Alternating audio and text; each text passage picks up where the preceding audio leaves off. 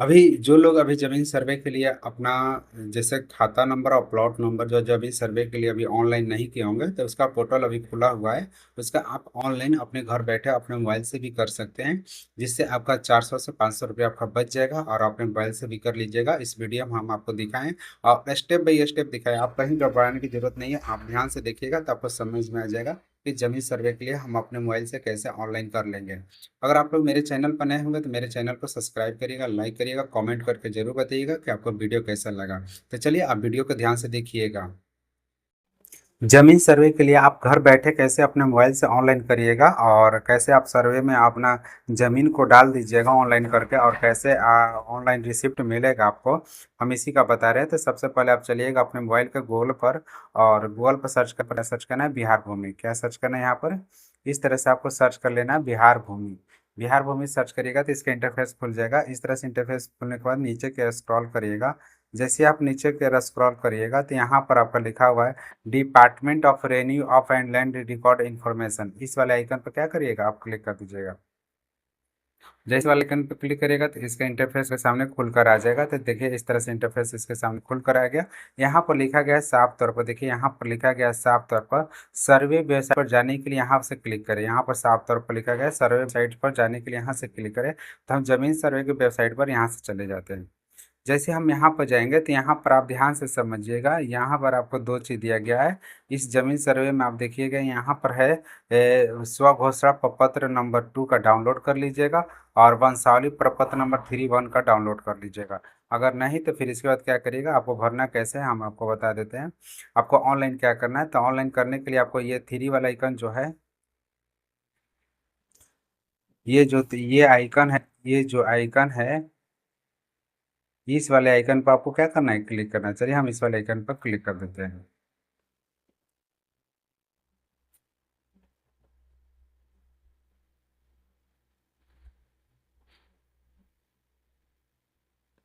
देखिए इस वाले आइकन पर क्लिक करने के बाद फिर क्या होगा, इस तरह से इंटरफेस आपके सामने खुल कर आ गया। आपका जो जिला होगा वो जिला को सिलेक्ट कर लीजिएगा। चलिए हमारा जो जिला है वो सिलेक्ट कर लेते हैं। ये जमीन सर्वे का फॉर्म कैसे भरेंगे हम उसी को बता रहे हैं। तो चलिए हमने जिला को सिलेक्ट करने के बाद तो गो वाले बटन पर क्या करेंगे, क्लिक कर देंगे। जैसे ही गो वाले बटन पर क्लिक करेंगे तो यहाँ पर अपना नाम, जिस व्यक्ति का नाम रैयत होंगे, जो रैयत होंगे उस व्यक्ति का नाम, फिर जो स्टेट है हमारा स्टेट है, फिर जो रैयत का डिस्ट्रिक्ट होगा वो डिस्ट्रिक्ट, जो इसका मोबाइल नंबर होगा वो, और जिसका आधार नंबर होगा वो। तो चलिए हम आपको दिखाते हैं। मान चलिए रैयत का नाम है मोहन, मान चलिए रैयत का नाम है मोहन, मोहन कुमार। या और एक रैयत इसमें होंगे सोहन। तो दो लोग का यहाँ पर नाम लिख दे, दोनों एक ही में करना चाहते होंगे तो दो लोग एक साथ ही कर लेंगे सोहन। इसी तरह से 3 लोग करना चाहते हैं तो 3 लोग एक साथ ही कर लेंगे। अगर 4 लोग करना चाहते हैं तो 4 लोग भी एक साथ कर लेंगे, इस तरह से। फिर इसके बाद क्या होगा, इस तरह से आइकन खुलने के बाद फिर क्या होगा, फिर इसको क्या करिएगा, यहाँ पर अपना स्टेट सेलेक्ट करना है।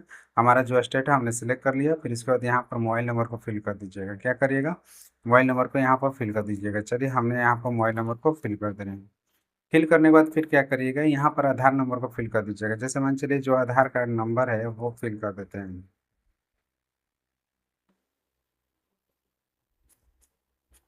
आधार नंबर को फिल करने के बाद यहाँ ईमेल आईडी को यहाँ पर फिल कर सकते हैं, चाहे नहीं भी कर सकते हैं। तो चलिए हम ईमेल आईडी को फिल नहीं करते, फिर वेरीफाई वाले मोबाइल नंबर पर क्लिक कर देते हैं। जैसे वेरीफाई वाले नंबर को मोबाइल पर क्लिक करिएगा तो एक आपके सामने ओटीपी प्राप्त होगा। देखिए यहाँ ओटीपी का ऑप्शन आ गया, यहाँ पर क्या है, ओटीपी का ऑप्शन आ गया। हम यहाँ ओटीपी को फिल कर देते हैं।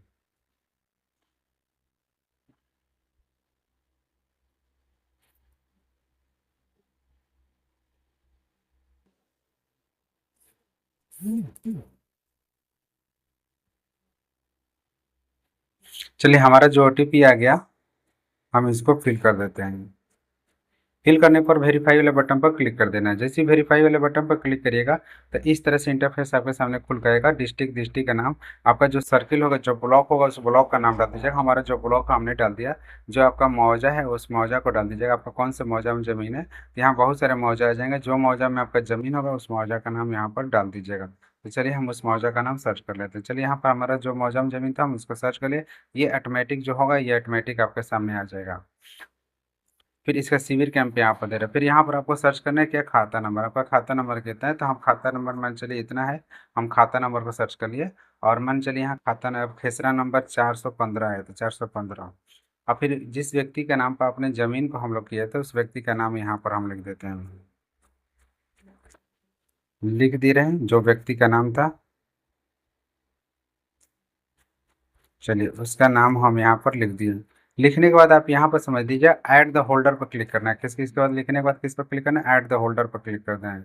जैसे ऐड द होल्डर करिएगा तो इस तरह से आपका इंटरफेस खुल कर जाएगा। देखिए इस तरह से हो गया, यानी यहाँ पर जुट गया। इसी तरह से क्या करिएगा, अगर मान चलिए इसी तरह से खाता में और जमीन होगा और रकबा होगा और इथी होगा प्लॉट नंबर, तो और प्लॉट नंबर ऐसे जोड़ते चल जाएगा।